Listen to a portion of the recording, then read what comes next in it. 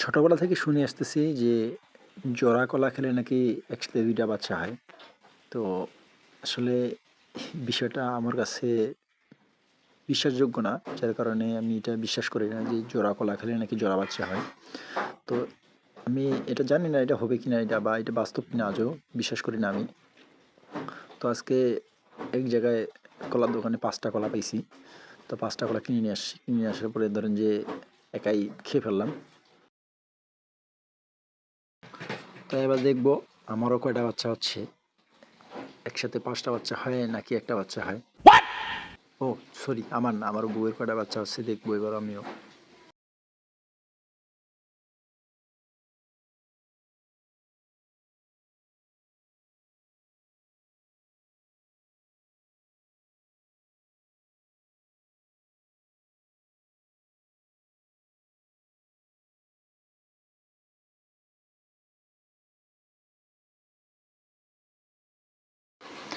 আমি খেয়ে ফেলছি।